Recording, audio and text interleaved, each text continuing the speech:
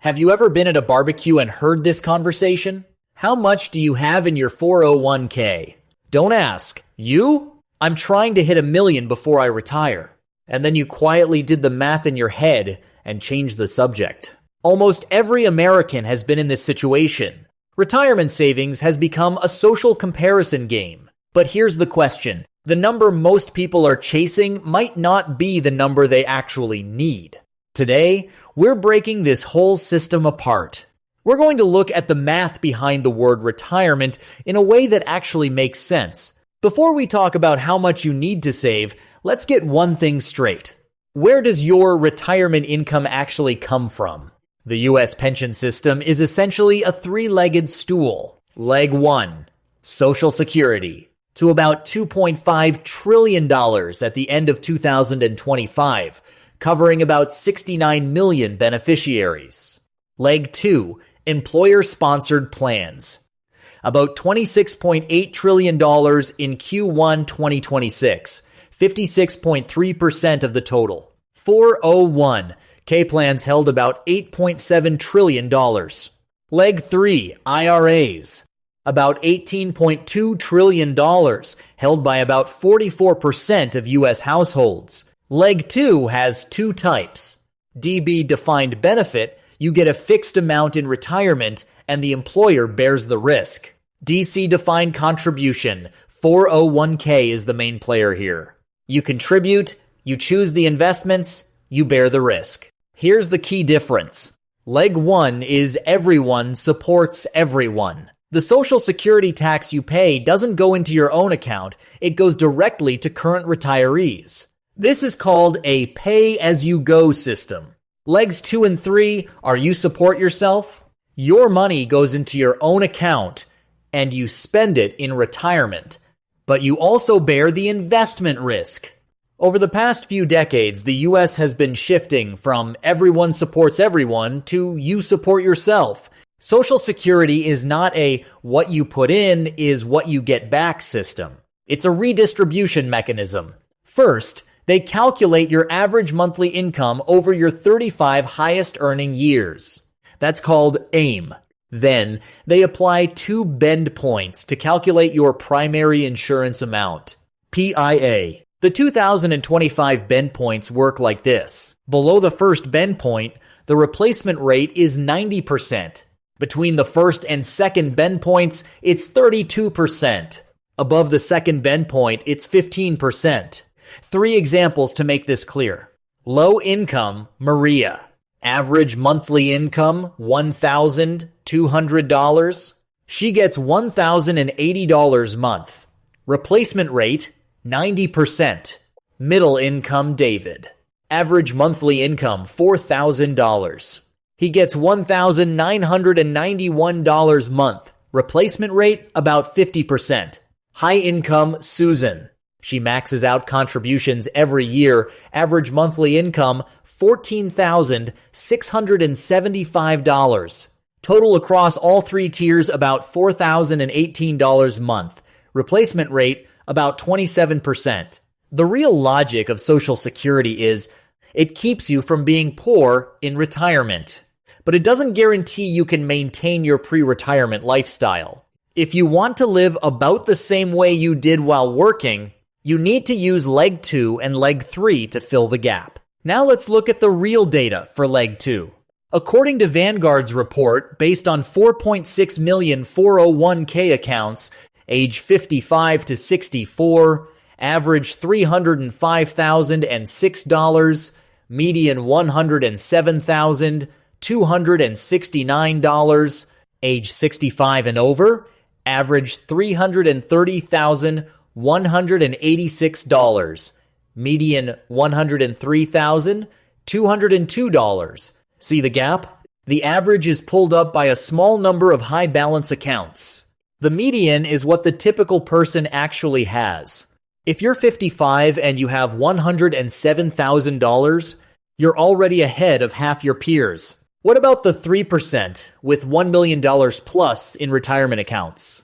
Fidelity's data shows that 401k millionaires hit about 595,000 people. These people contributed consistently for an average of about 25 years. But this number is highly correlated with market performance. When the market weakened, it dropped to 512,000. So that million isn't permanent. Schwab's 2025 survey found that Americans believe they need an average of $1.6 million for a comfortable retirement. Sounds scary, right? But that number assumes you live 22 years in retirement and spend about $72,000 a year, and it doesn't factor in Social Security. A more useful study from J.P. Morgan in 2025 found that income replacement needs vary significantly by income level. Low income, 104%. Middle income, about 65%. High income, about 55%. Your replacement rate depends on your income level. There's no one-size-fits-all answer. Most retirees fall into three groups. Group A, about 3%, over $1 million. Group B, about 15-20%, $300,000 to $1 million. Group C, about 75-80%, under $300,000. Group A, over $1 million in retirement accounts. But their worry isn't not enough money. It's taxes, required minimum distributions, and how to convert growth assets into income assets. Group B, $300,000 to $1 million. These people likely have a paid-off house, Social Security, and some savings. Their strategy isn't maximize wealth, it's maximize cash flow. With $300,000, the 4% rule gives you $1,000 a month. Add Social Security, about $3,000 month total. If the house is paid off, that's enough in many places. Group C, under $300,000. This is the largest group, but that doesn't mean you're destined for a poor retirement. There are several levers you can pull. Delay Social Security, reduce housing costs, keep working, and calculate healthcare costs carefully. All right, now we know where the three groups stand. But you might be asking, what do I actually do about it? Three groups, three completely different action plans. Let's go through them one by one. Group A, over $1 million. From accumulation to preservation. Your biggest enemy isn't market volatility. It's taxes. If most of your money is in a traditional 401k or IRA, it's not really your money yet. The IRS hasn't taken its cut. When you withdraw federal tax, state tax, and potentially Medicare surcharges together, it can easily be over 30%. So Group A's first action, do Roth conversions. Convert a portion of your traditional accounts to Roth IRA each year. Pay the tax today. But future growth and withdrawals are tax-free. Second action, you need a withdrawal order strategy. Spend taxable accounts first, then tax-deferred accounts, then Roth accounts. Get the order wrong, and you could be overpaying by 6 figures.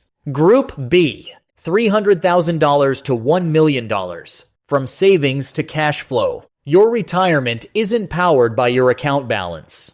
It's powered by the money that lands in your bank account every month. First action, make the 4% rule your baseline. $300,000 times 4%, that's $12,000 a year, $1,000 a month. That's what you can safely withdraw from savings each month. Second action, rethink when you claim Social Security. Claim at 62, you get about $1,500. Claim at 67, you get about $2,100. Claim at 70, you get about $2,600. That's an extra $1,100 a month.